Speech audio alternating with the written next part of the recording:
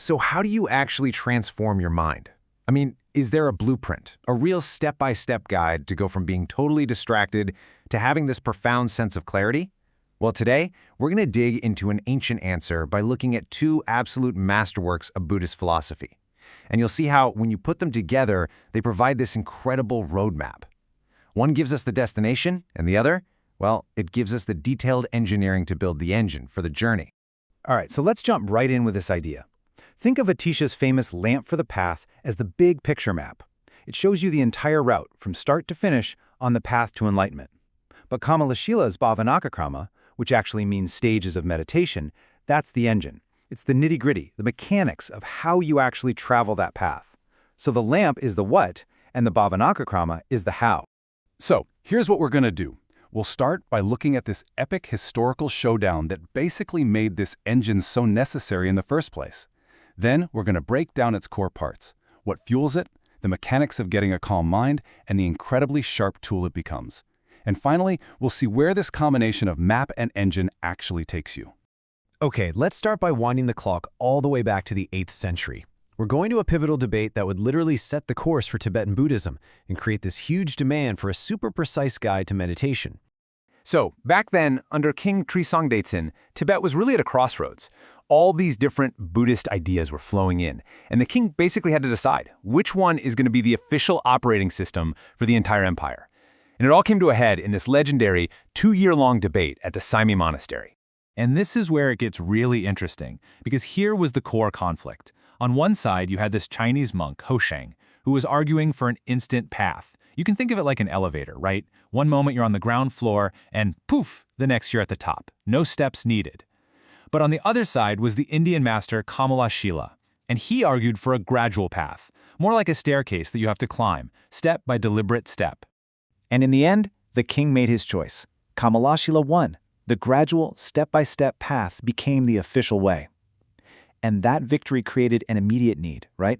If everyone's going to climb this staircase, they're going to need a really clear user manual.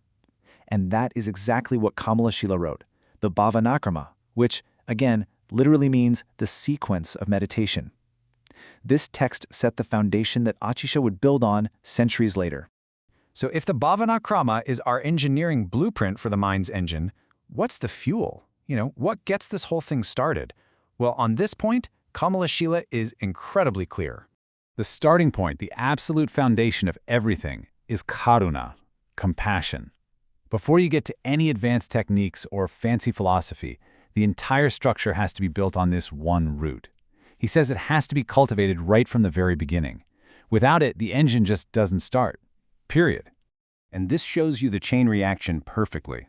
It all kicks off with karuna, this deep compassion for everyone's suffering. That powerful feeling then gives rise to Bodhichitta, which is this amazing aspiration to become enlightened for their sake. And that's exactly the kind of engaged mind Atisha talks about.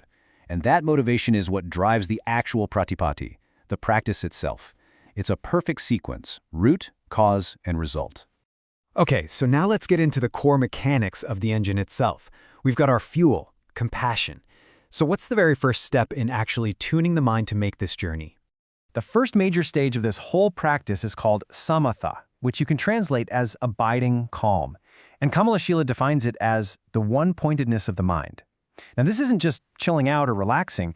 It's a highly trained state of unwavering focus, where you can place your mind on one thing and it just stays there without getting yanked around by every little distraction. And because this is a practical manual, the Bhāvanākrama literally gives us a checklist for creating the right conditions, the exact kind of details Atisha points to in his lamp. You need a good place to practice, you need to simplify your life by wanting less and just being content, and you need to keep your conduct clean. It's all about creating total simplicity, both inside and out, so you can achieve that state that Atisha says is absolutely essential. But of course, anyone who has ever tried to meditate for like 5 minutes knows the truth. The mind doesn't just sit still because you tell it to. It's full of glitches and bugs and constant error messages. And this is where Kamalaśīla gets so brilliant. He gives us a detailed diagnostic system. He identifies all the common bugs you find in meditation, things like laziness or forgetting what you're focusing on or getting too sleepy or too hyped up. And for every single bug, he prescribes a specific patch to fix it. Feeling lazy? Cultivate effort. Keep forgetting? Apply mindfulness. This is the practical how-to for the repeated effort Atisha calls for. It's like the world's first troubleshooting guide for the mind. So, what happens once you've debugged your mind and you've achieved a stable, calm state of shamatha? Well, it doesn't just sit there being peaceful. It becomes an incredibly powerful tool, ready for the next and most decisive stage. Kamalaśīla uses this just beautiful analogy. He says an untrained mind is like a flickering lamp in a strong wind. Its light is totally unstable, right? You can't see anything clearly by it. But a mind trained in shamatha, in that abiding calm, becomes like a lamp in a place with no wind. Its flame is steady, it's unwavering, and it's incredibly bright. And that steady bright light is what makes the next stage possible, vipassana, or profound insight. With that stable platform of shamatha, the mind can now do what Kamalaśīla calls Bhuta analysis, a really deep examination into the true nature of things. This is the sharp blade that cuts right through that cover of ignorance that Atisha's whole path is designed to get rid of. Which brings us to this core idea. You need both. They're like the two wings of a bird. You're not going to fly with just one. The text says that the power of shamatha makes the mind unwavering, like that steady lamp, and the power of vipassana makes it immovable, like a mountain.